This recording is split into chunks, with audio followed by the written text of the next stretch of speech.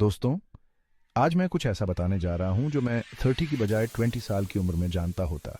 Steve jobs, वो शख्स जिसने टेक्नोलॉजी को ही बदल कर रख दिया। आज के ज़माने में देखें तो हमारे पास आईफोन 16 है। आइए उस शख्स, उस किंवदंती को सलाम करें।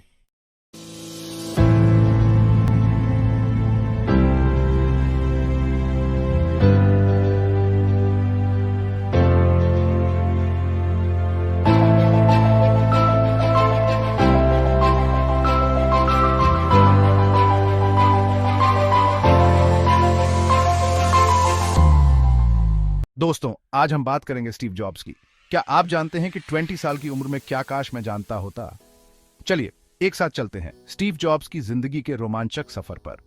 24 फरवरी 1955 सैन फ्रांसिस्को में जन्मे स्टीव जॉब्स को पॉल और क्लारा जॉब्स ने गोद लिया था।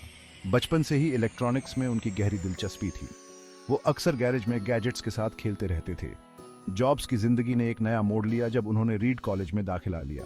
हालांकि वो सिर्फ 6 महीने बाद ही ड्रॉप आउट हो गए, लेकिन वहां बिताया समय बेकार नहीं गया। उन्होंने कैलीग्राफी क्लासेस ली, जिसका असर बाद में मैकिन्टॉश की सुंदर टाइपोग्राफी पर दिखा। 1976 में अपने दोस्त स्टीव वॉजनियक के साथ जॉब्स ने उसी गैरेज में एप्पल की शुरुआत की। उनका सपना क्या था? टेक्नोलॉजी को सबके लिए आसान बनाना। इसी जुनून ने एप्पल III, iMac और फिर आईफोन जैसे क्रांतिकारी प्रोडक्ट्स को जन्म दिया। स्टीव जॉब्स की लगातार कुछ नया करने की चाह और आगे की सोचने की काबिलियत ने टेक वर्ल्ड को हमेशा के लिए बदल दिया। तो अगली बार जब आप अपने स्क्रीन को स्वाइप करें, उस शख्स को याद करें जिसने ये सब मुमकिन बनाया। जिज्ञासु बने रहें, कुछ नया करने की भूख रखें।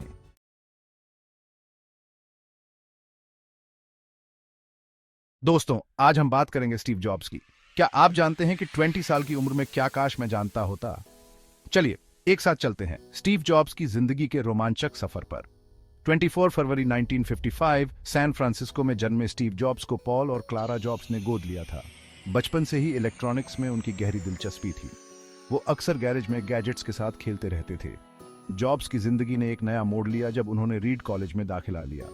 हालांकि वो सिर्फ 6 महीने बाद ही ड्रॉप आउट हो गए, लेकिन वहां बिताया समय बेकार नहीं गया। उन्होंने कैलीग्राफी क्लासेस ली, जिसका असर बाद में मैकिन्टॉश की सुंदर टाइपोग्राफी पर दिखा।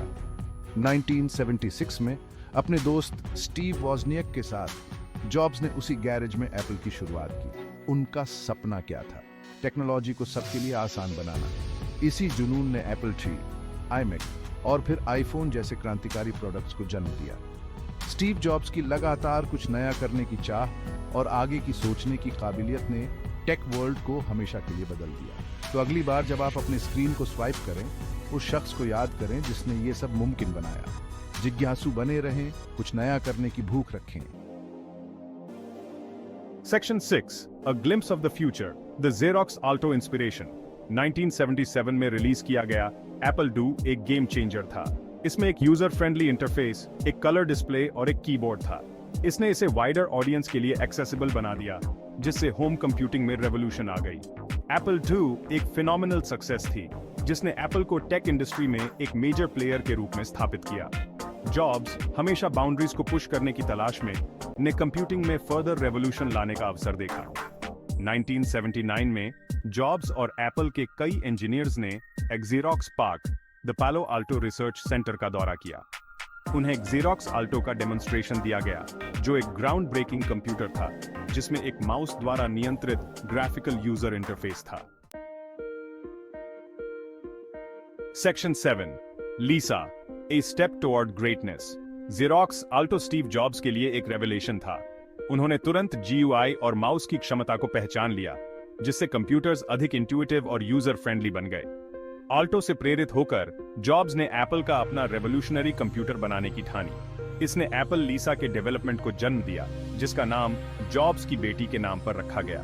1983 में रिलीज हुई लीसा GUI के साथ कमर्शियली अवेलेबल पहले कंप्यूटर्स में से एक थी। इसमें आइकॉन्स, विंडोज और एक माउस था, कॉन्सेप्ट्स जो पर्सनल कंप्यूटिंग में स्टैंडर्ड बन जाएंगे। हालांकि लीसा महंगा था और अपने समय से आगे था।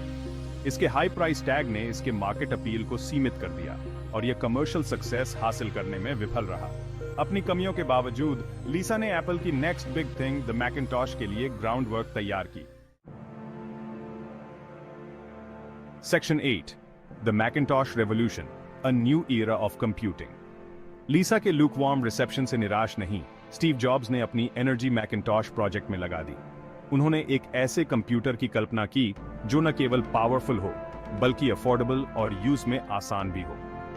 1984 में लॉन्च किया गया मैकिन्टॉश डिजाइन और इंजीनियरिंग का ट्रायम्फ था। इसमें एक user friendly GUI, innovative software का एक स्वीट और एक ग्राउंड ब्रेकिंग मार्केटिंग कैंपेन थी। मैकिन्टॉश ने दुनिया को डेस्कटॉप पब्लिशिंग की अवधारणा से परिचित कराया, जिससे यूजर्स को प्रोफेशनल क्वालिटी डॉक्यूमेंट्स बनाने का अधिकार मिला। मैकिन्टॉश एक क्रिटिकल और कमर्शियल सक्सेस था। इसने पर्सनल कंप्यूटिंग में एक लीडर के रूप में एप्पल की पोजीशन को मजबूत किया और कंपनी के फ्यूचर इनोवेशंस के लिए स्टेज सेट किया।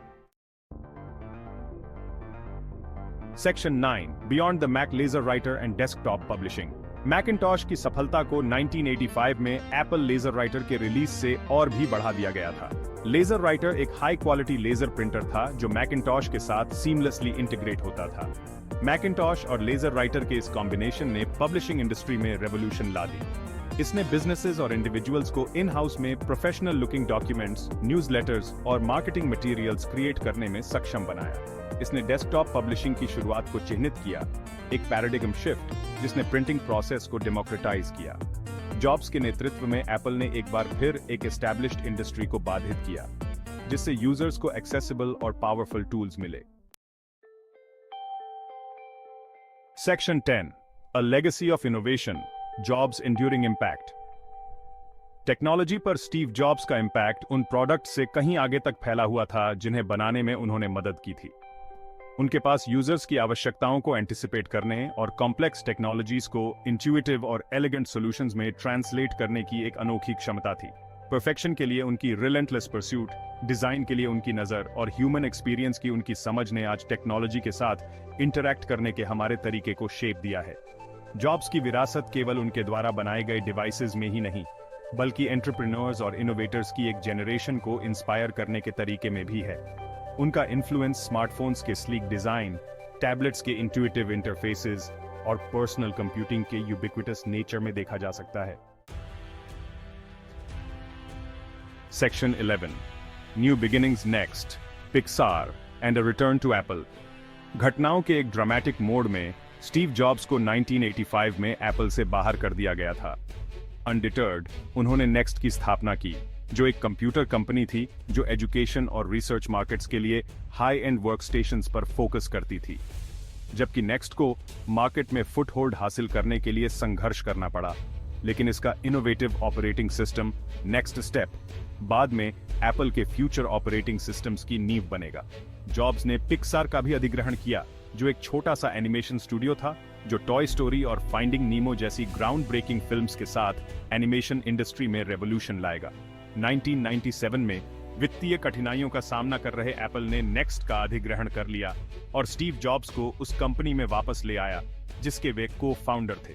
जॉब्स की वापसी ने एप्पल के रिसर्जेंस की शुरुआत को चिह्नित किया, जिससे आइकॉनिक प्रोडक्ट्स की एक स्ट्रिंग तैयार हुई जिसने कंपनी और टेक इंडस्ट्री को पूरी तरह से रीडिफाइन कर दिया।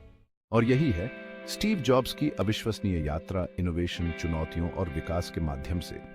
लेकिन यह तो बस शुरुआत है।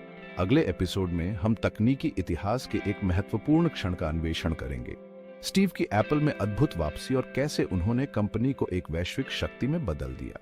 आप इसे मिस नहीं करना चाहेंगे। कृपया लाइक बटन दबाएं, सब्सक्राइब करें और नोटिफिकेशन चालू करें ताकि आप एपिसोड 3 को सबसे पहले देख सकें। आइए हम एक विजनरी के विरासत में गहराई से उतरे। देखने के लिए धन्यवाद और अगले बार हमसे मिलेंगे।